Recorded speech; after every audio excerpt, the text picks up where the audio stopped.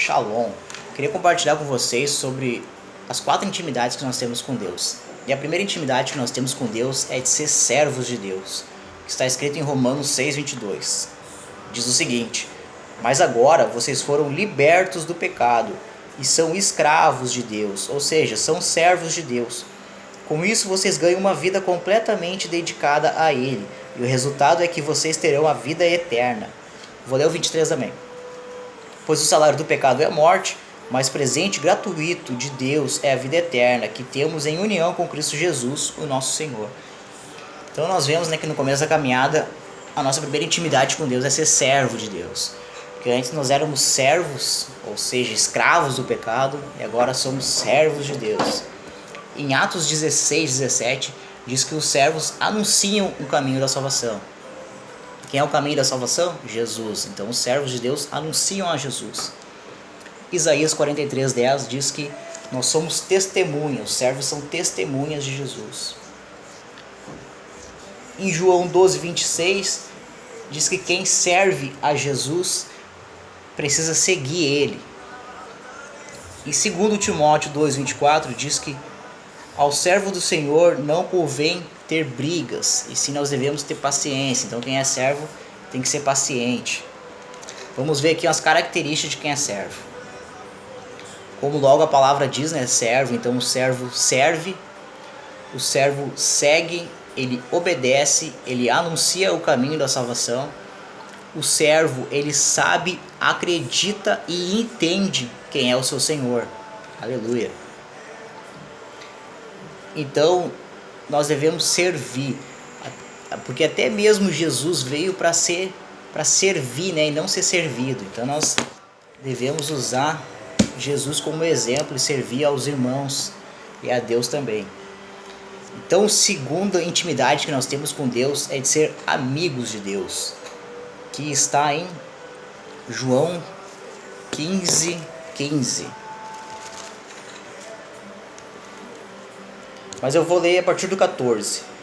Vocês são meus amigos se fizerem o que eu mando. Ou seja, vocês são meus amigos se fizerem o que está escrito na palavra. Eu não chamo mais vocês de empregados. Ou seja, eu não chamo mais vocês de servos. Pois o servo, o empregado, não sabe o que o seu patrão faz. Mas chamo vocês de amigos. Pois tenho dito a vocês tudo o que ouvi do meu Pai. Aqui nós vemos que tem uma intimidade um pouco diferente do servo para o amigo. O amigo, ele tem mais intimidade, ele tem segredos.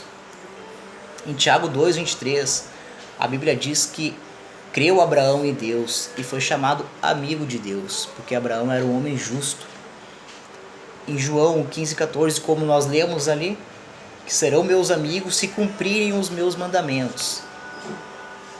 Vamos ver aqui então as características de amigos. O amigo, ele é fiel, o amigo ama, o amigo chora, se tiver que chorar, o amigo vai chorar com o amigo. Se tiver que se alegrar, se regozijar, o amigo vai se alegrar. Se alegrem comigo, meus amigos, pois encontrei a minha ovelha perdida. Se alegrem comigo, meus amigos, pois encontrei a minha dracma perdida. Aleluia. Então nós vimos que de servo nós vamos para amigos de Deus. Terceira intimidade com Deus, que nós somos chamados filhos de Deus, que está em João 1:12, que diz o seguinte, eu vou ler a partir do 11. O 11 diz: aquele que é a palavra veio para o seu próprio país.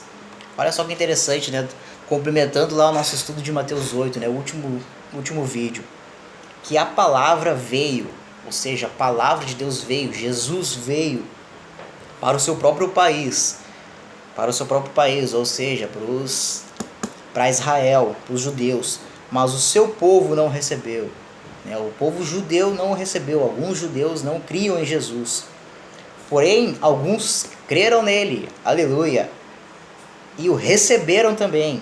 E a estes ele deu o direito de se tornarem filhos de Deus. Vamos seguindo.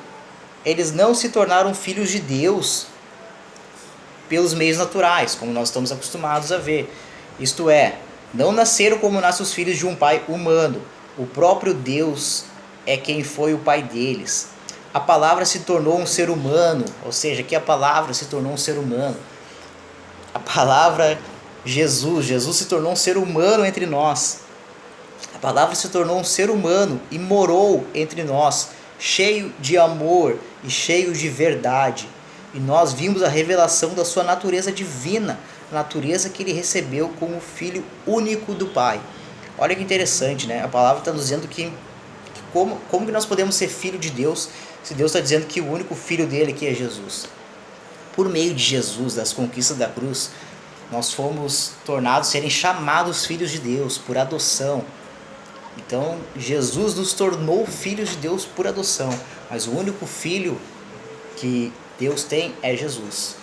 Glória a Deus pelo Jesus, né? Nos tornou filhos de Deus. Agora nós somos filhos de Deus. Em Mateus 5,44, diz que os filhos de Deus amam seus inimigos. Os filhos de Deus oram e profetizam coisas boas para as pessoas que querem o nosso mal. Será que é fácil ser filho de Deus? Mateus 3,38 diz que a semente boa são os filhos do reino. Sementes boas são as coisas boas que nós vamos fazer para os outros, né? O que nós vamos servir os outros. A mão que nós vamos ajudar, um simples sorriso, um simples bom dia, um abraço. Isso são as sementes boas que nós vamos dar. Então quem dá a semente boa são os filhos de Deus, os filhos do reino. O joio, que é uma planta que é ruim, são os filhos do maligno. O joio é uma planta que tem agrotóxicos, coisas que fazem mal para o ser humano. Que nem a parábola aquela do trigo e do joio, né? Então o joio, a semente do joio são as coisas ruins, né? As maldições que nós lançamos para as pessoas. Então quem faz isso são os filhos do maligno. Gálatas 3,26. Porque todos são filhos de Deus pela fé em Jesus. Ou seja, Jesus é quem nos torna os filhos de Deus. Então nós não podemos dizer que todos são filhos de Deus, e sim aqueles que creem em Jesus. É o que a palavra de Deus diz. As características de um filho, então. Os filhos são pacificadores, né? Têm paz. Os filhos são justos. Os filhos amam seus inimigos. Os filhos semeiam a boa semente. Os filhos são herdeiros de Deus. Olha só, né? A intimidade de ser filho, né? O pai como cuida, né, do filho, ama o filho.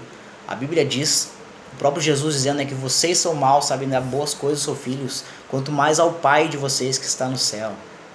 Então o filho tem herança, o filho pode pedir as coisas para o pai que vai ser recebido. Claro, né, que se for bom, né, para nós, que às vezes nós pedimos coisas que não nos faz bem. Então Deus, como um pai que sabe de todas as coisas, que sabe, nos conhece melhor nós do que nós mesmos, ele sabe exatamente, né?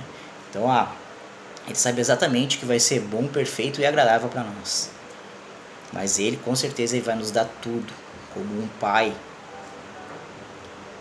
Crer em Jesus, né? Os filhos, eles creem em Jesus, eles têm fé em Jesus. E os filhos são a imagem de Jesus. Nós somos a imagem de Jesus nessa terra. Então, nós manifestamos Jesus na terra. E esses são os filhos de Deus. Em Romanos 8,19, diz que o universo espera, o universo anseia pela manifestação dos filhos de Deus. Então nós precisamos nos manifestar, porque o universo está ansiando, ele está nos esperando a manifestação dos filhos de Deus. Aleluia. Vamos seguindo. Então, como filho, nós também somos herdeiros de Cristo. Olha só, né, cara, esse Jesus é bom demais. Eu tinha dificuldades de chamar Deus como pai, porque eu não tive um pai presente. Então, para mim, pronunciar a palavra pai era difícil sair. E quando saiu no começo, saiu meio vazia. Mas hoje, eu consigo chamar Deus de pai.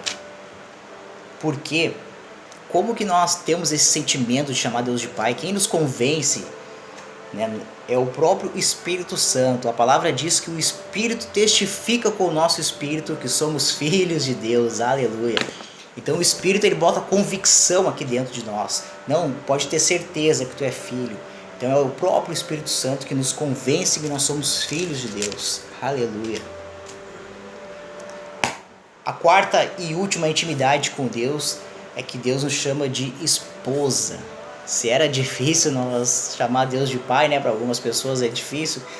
Imagina nós termos esposa do Cordeiro, né? Esposa de Jesus. Vamos ler então Apocalipse 21, 9.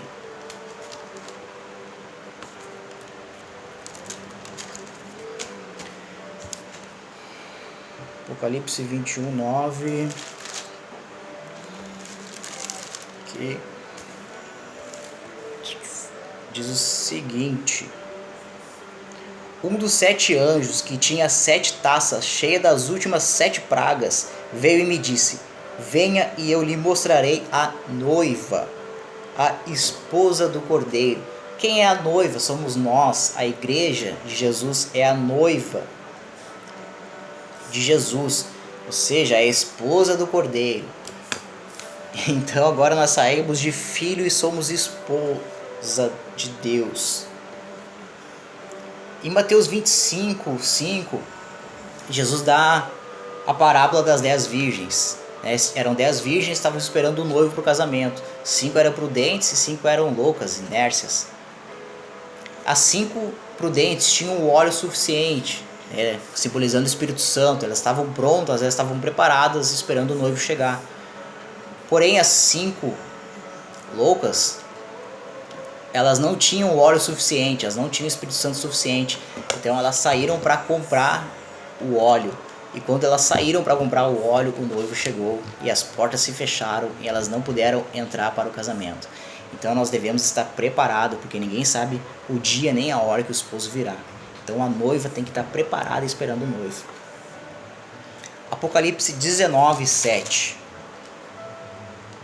diz o seguinte: fiquem alegres e felizes, louvamos a sua glória, porque chegou a hora da festa do casamento, ou seja, a vinda de Jesus, a segunda vinda dele, a festa de casamento do Cordeiro, e a noiva já se preparou para recebê-lo. Só a noiva então tem que estar preparada para recebê-lo. Vamos ler aqui o versículo 8 também. A ela foi dado linho finíssimo, linho brilhante e puro para se vestir. O linho são as boas ações do povo de Deus. Versículo 9. Então o anjo me disse: escreva isto: felizes os que foram convidados para a festa do casamento do Cordeiro. Apocalipse 21, 2 diz o seguinte: e vi a cidade santa, a nova Jerusalém, que descia do céu. Ela vinha de Deus, enfeitada e preparada, vestida como uma noiva que vai se encontrar com o noivo. Olha só como a noiva de Deus tem que estar então. A noiva de Deus, ou seja, nós devemos estar enfeitada e preparada, vestida com vestes brancas de justiça, vestes de santidade. A santidade não vem nossa, mas a santidade vem de Cristo, que morreu na cruz e derramou o seu sangue precioso em nós. Então é Cristo que nos torna justo, nos justifica. É Cristo, pela sua morte na cruz, que nos torna santos. Então a noiva tem que estar enfeitada, preparada e vestida como uma noiva que vai se encontrar com o noivo. Está se preparando para encontrar com o noivo. Então vamos ver as características de uma esposa. A esposa é fiel, a esposa é paciente, a esposa é alegre, a esposa se regozija, a esposa tem prazer de estar com o noivo. Olha a diferença dessa intimidade, né? Essa intimidade mais íntima, que é uma relação de quarto. Tu, porém, quando orares, entre e fecha a porta do teu quarto, e o teu Deus que te vê em secreto, né? Vá para o teu lugar secreto, com o Deus que te vê em secreto. Então aqui nós vemos que a esposa é uma intimidade diferente das outras citadas ali, né? Uma intimidade mais íntima. Tem segredos que só o próprio casal tem. Então nós devemos chegar até essa intimidade com Deus também de esposa. Então a esposa tem prazer de estar com o noivo. A esposa é pura através do sangue de Jesus. Ela é linda, ela é amada e está pronta esperando o noivo voltar. Para encerrar, então, vamos ler Apocalipse 22, 17, que diz o seguinte: aleluia, Senhor. O Espírito e a noiva dizem: venha. Aquele que ouve isso, diga também: venha. E aquele que tem sede, venha. E quem E quem quiser, receba de graça a água da vida. Aqui essa água da vida, Jesus diz que aqueles que creriam nele, do seu interior, fluiriam rios como de água viva. Aí Deus me leva lá em... Na verdade eu fui numa reunião lá com meus amigos e eles falaram: e aí, Nunes, o que falta para ti? É só tu entrar mais para dentro de Deus, né? Só tu entrar nas águas profundas. E aquilo nunca mais saiu do meu interior. E aí Deus tem ministrado comigo a passagem lá de Ezequiel lá, que Deus diz para ele: anda mais 1000 côvados. Aí ele mediu 1000 côvados e andou, e a água batia no joelho dele, depois veio para a canela, depois veio até a cintura, depois ele andou mais 1000 côvados e a água já estava sobre os lombos, sobre os ombros. Ele andou mais 1000 côvados e ele não tinha mais como atravessar, porque as águas eram profundas. É assim que nós devemos ser em Deus, nós devemos nos aprofundar em Deus. Então ele tinha que nadar. E Deus me mostrou que nós temos que entrar assim para dentro dele. Porque a palavra de Deus diz que aqueles que são guiados pelo Espírito são como o vento, não sabe de onde vem nem para onde vai. Então quando nós estamos lá na água, lá nadando em Deus, se vem qualquer vento, o vento nos leva. Então o Espírito Santo nos leva para onde Ele quer. Aleluia. Então essas são as 4 intimidades que eu queria deixar. A primeira é de servo. Nós nunca vamos deixar de ser servo de Deus, sempre vamos ser servo. Na verdade, o cristão vai se mover nessas 4 intimidades. Porém, alguns chegam só até servo. Eles não conseguem ser amigos de Deus, não conseguem ver Deus como pai e nem conseguem ser noivas, não conseguem ver Deus como esposo. Outras pessoas conseguem ver Deus até como amigo, mas não conseguem ver como um pai.